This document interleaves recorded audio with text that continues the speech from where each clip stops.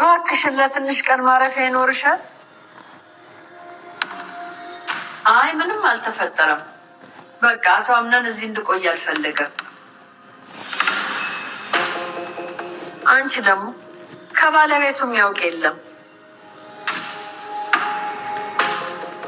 ምናልባት የሰራሁት ምግብ አልጣፈጣቸውም ወይ ጽዳቴን አልወደዱት ይሆናል።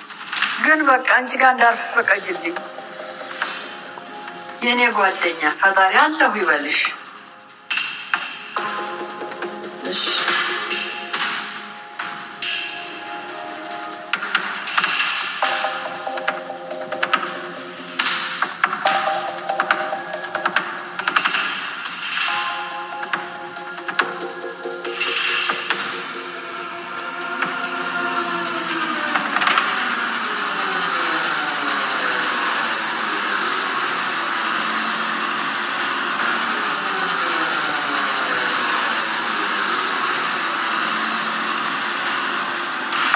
የዞሮ ዛራ ደሞዝሽን አልወሰድሽ። አሁንም እልክልሽ ይሆናል። እኔ ደሞዜ ገንዘብ አይደለም ቤተሰባዊነት ነው። አመሰግናለሁ። ሰላማችሁ ይብዛ። እና ዛራ አቤት። እኔም ዛሬ ከዚህ ሄዳለሁ። አብሬሽ እመጣለሁ።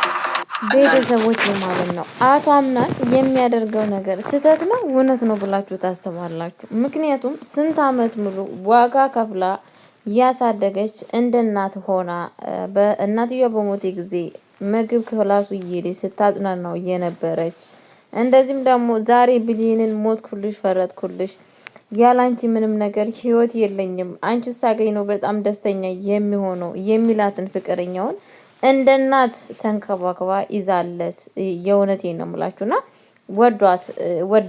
ወዳት በጣም ለሷ ትልቅ ቦታ ሰጣት። ሁሉም ሰው እዛ ቤት ውስጥ የሆነ እንደ እቃ ሳይዋት ማለት ነው።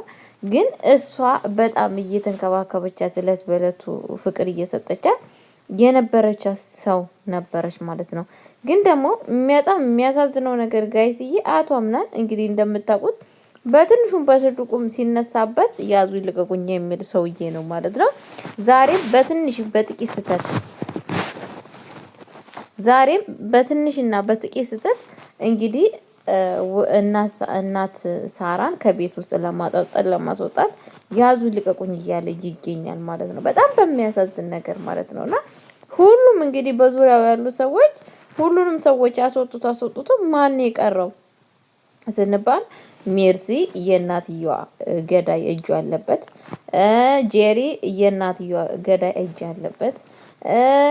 ሲፋን የእናትየዋን የገደለ የጨረሰቻት እነኝን በቃ ቤት ውስጥ ቁጭ አድርጎ ለመኖር ነው ፍላጎቱ ማለት ነው። ይሄ ነገር ደግሞ ለምንድነው እንደዚህ የተከሰተበት?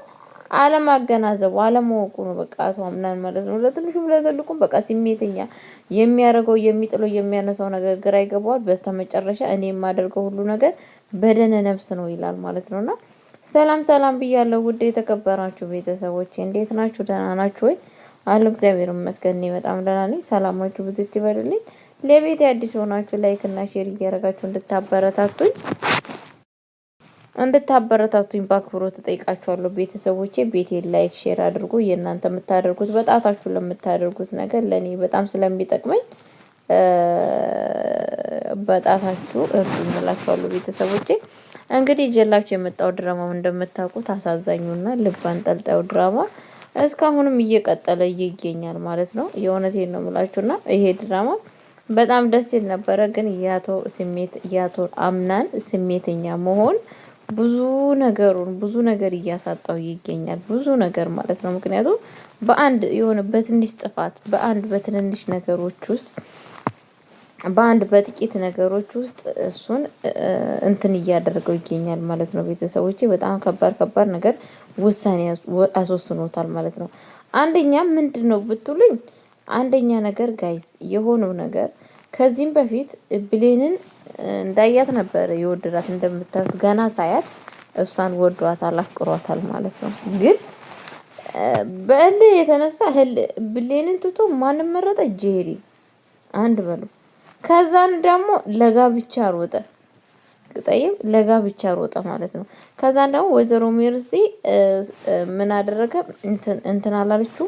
ይሄ ማኑዬ እናቴን ኪኒኒ የቀየረው በምትል ሰዓት እሷን በስተመጨረሻ ኪኒኒውን ያመጣችው ብሎ ሲላ አንቺ ብሌን ከኔ ምንድነው የምትፈልጊው አለ ማለት ነው።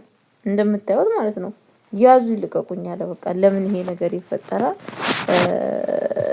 እንዴት አንቺ ከኔ ምንድነው የፈለግሽው ብሎ እንደዛ ሳያንቋሽሻት ከቤት ውስጥ አውጥቶ በጥፊ እየመታት ከክላስ ውስጥ አውጥቶ ወረወራል።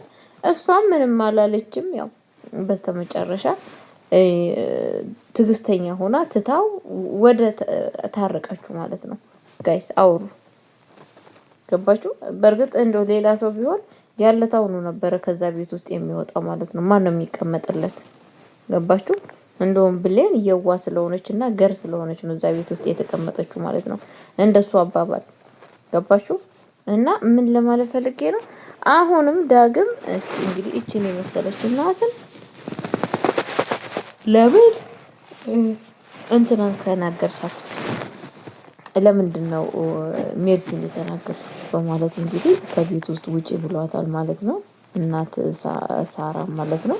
የእውነቴን ነው የምላችሁ፣ በጣም ነው የምታሳዝነው። እና ሳራ ምንም ነገር ባሌለችበት ቦታ ምንም ነገር ባላደረገችው ነገር እሷ ተጠያቂ ስትሆን ምን ያክል እንደሚያሳዝን አስቡት ጋይስ፣ ምን ያክል እንደሚያሳዝን ማለት ነው። እና ብቻ አላውቅም። ምክንያቱም ሰው ይጣላል፣ እግርና ለእግርም እኮ አንድ ላይ ስትሄዱ እንትን ይላል አይደለ? ይሿከታል አይደለ? ግን እሱ አባቴ የሆነ ነገር መጣ ከተባለ ሩጫ ወደ ጥል ነው የሚሄደው፣ ወደ ገደለው ማለት ነው። እና አቶ አምናን ፈጣሪ ልቦና ይስጥክ። የእውነት የምታደርገው ነገር ጥሩ ስህተት ነው የምታደርገው አቶ አምናንዬ፣ እውነቴን ነው። ይሄን ነገር ብታስተካክል በጣም ጥሩ ነው። አለበለዚያ ግን እቺን ብሌንን የሚያሳጣት ነገር አታድርግ። እንደምትል ልመክርህ፣ ብሌንን የሚያሳጣት ነገር አታድርግ። እንደዚህም ደግሞ ይሄንን ቪዲዮ ለምትከታተሉ ሰዎች ማለት ነው፣ ቤተሰቦቼ እባካችሁ የምላችሁ ነገር ምን እንደሆነ ታውቃላችሁ? የሆነ ነገር ውሳኔ ስትወስኑ ስሜታዊ ሆናችሁ ወሰናችሁት ውሳኔ ከባድ ነው። ህይወታችሁን ሊያሳጣችሁ ይችላል። ህይወታችሁን ሊያመሰቃቅል ይችላል። ብዙ ነገሮቻችን ይዞባችሁ ሊሄድ ስለሚችል በጥንቃቄ አድርጉ። እሺ፣ አለበለዚያ ግን እንደ አቶ አምናን እንደምታዩት ማለት ነው። አቶ አምናን እንግዲህ በወሰን